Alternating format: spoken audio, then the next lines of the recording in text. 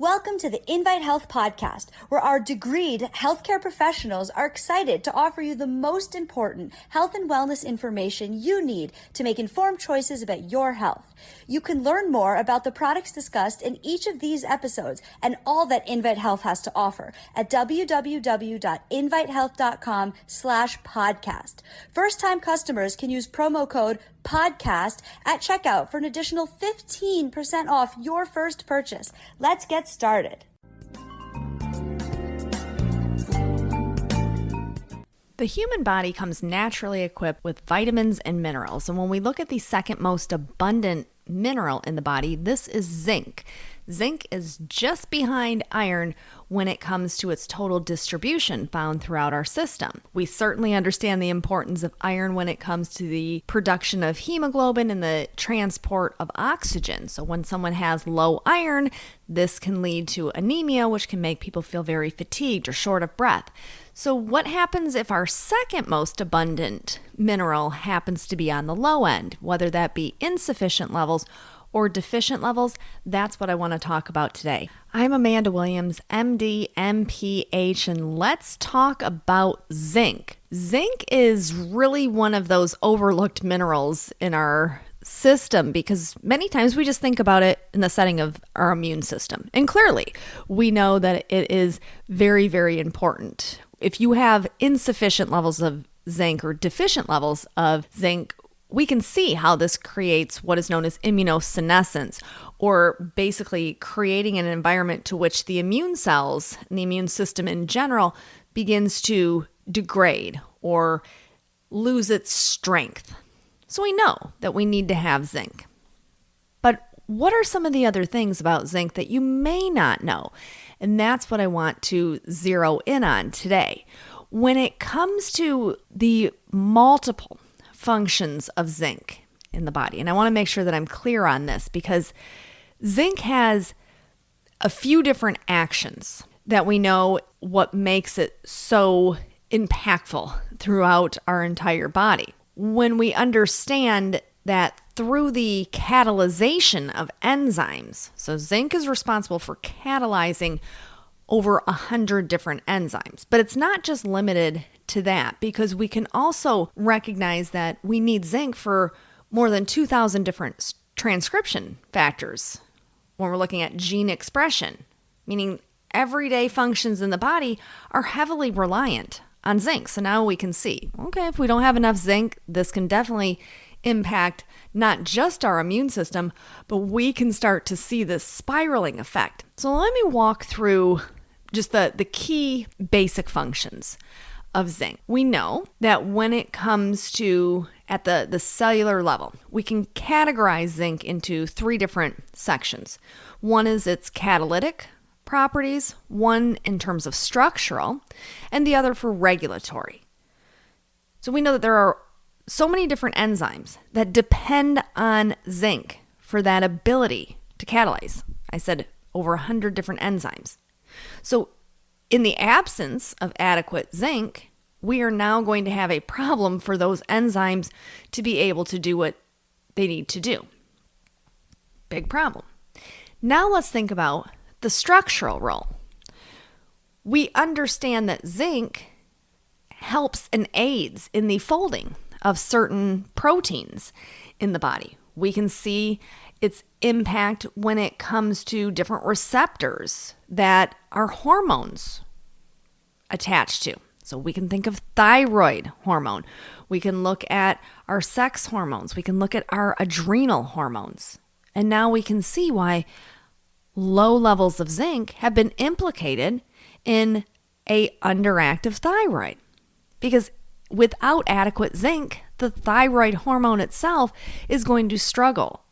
So it's really absolutely fascinating when we take a simple mineral and then we start to really expand that out and say, oh my goodness, we have to have zinc for this, for gene regulation and for enzymatic expression and for these regulatory roles.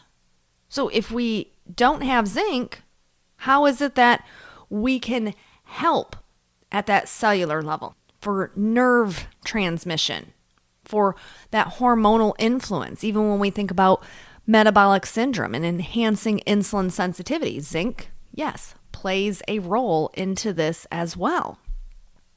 We can see the true impact of zinc when we think about those hormonal health.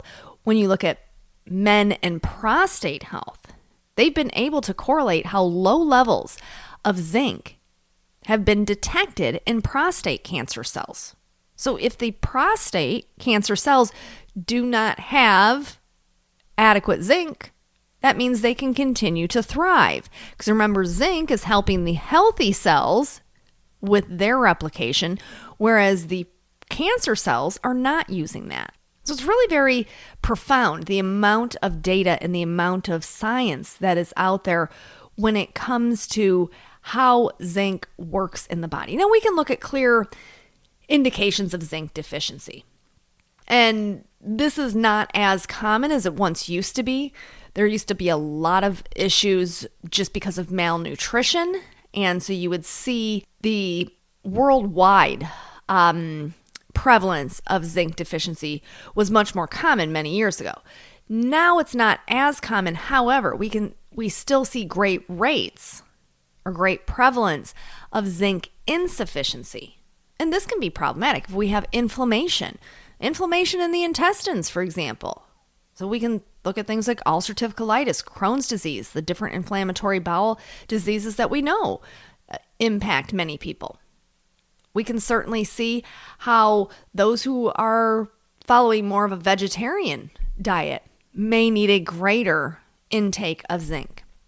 So it's possible that you can have a zinc insufficiency, which can now lead to problems with pathways, enzymes, hormones. And this is why I want to talk about it outside of just thinking of it for the common cold and for our immune system. We know that when we're looking at different micronutrient deficiencies, that easily a good 10-15% of the population certainly is not obtaining enough just from dietary intake alone, which once again can lead to issues with our vision health, with our cardiovascular health, with our neurological health, and obviously with our immune system health. So it's not something that we want to overlook. Interestingly, they've been able to connect those dots and see how the inadequate exposure to zinc in our diet creating these deficiencies or insufficiencies have been linked to age-related macular degeneration. Interesting, right? Because many times when we think about zinc, like I said, we stay in that lane of immune system, but we now can start to expand that out and say, wait, zinc is dealing with the structural, the functional, and of course, looking at the catalytic component to zinc. And that's where it's really very interesting. The fact that it is required for these enzymes. And if we don't have adequate amounts, how problematic that actually becomes for us when we're looking at eye health and age-related macular degeneration. We can see that the zinc is found in very high concentrations within our retina. And so if we have inadequate zinc throughout our lifetime and we have this continued steady decline of zinc within the retina, this can be a exacerbator to the development of age-related macular degeneration. We certainly see the linkage between blood glucose and glycation that occurs in the body in the setting of type 2 diabetes and metabolic syndrome. Certainly we know that zinc plays a role in the action of insulin coming from the B cells. So we think about the pancreatic B cells and the secretion of insulin. We know that zinc definitely is playing this key and important role. When we think about our mood, when I said neurological, but thinking about brain health, we can certainly now link the inadequate intake of zinc with issues such as depression and anxiety. So it's an area that we want to make sure that you're getting an exposure to, that you're not getting too much of zinc. You don't necessarily need more than probably 50 milligrams of zinc per day between, the different nutrients that you're taking, so from your multivitamin plus, say, if you have an add-on zinc formulation. But you definitely want to make sure that you do not ignore zinc, because at the end of the day, we want to be able to fend off oxidative stress. And we know that zinc is a unique mineral in the fact that it has antioxidant properties. We understand that zinc is this key cofactor when it comes to the way that our body heals, so wound healing. So anyone that's going in to have a procedure, I always say, make sure you're taking your zinc and your vitamin C. This is really very important. So at the very least, we want to be taking a multivitamin that has a chelated zinc in it. So if you're looking at our core multivitamin, the men's, the women's, or the performance multi, you can also look at adding additional zinc via doing the zinc picolinate, or you can also do the immunity HX, which is going to yield you that zinc exposure as well. Because remember, zinc is responsible for all of these different functions and different enzyme reactions and those biochemical pathways. So when we think about the regulation of protein and DNA synthesis and our thyroid function and bone health and our immune system and fending off oxidative stress. So whether we're having concerns with cardiovascular health, thyroid health, neurological, vision health, we definitely want to make sure that we do not overlook the second most abundant mineral in the body, which is zinc. So thank you so much for tuning in to the Invite Health podcast. Remember, you can find all of our episodes for free wherever you listen to podcasts or by visiting invitehealth.com/podcast. Now, do make sure that you subscribe and you leave us a review. You can follow us on Facebook, Twitter, and Instagram. And we will see you next time for another episode of the Invite Health podcast.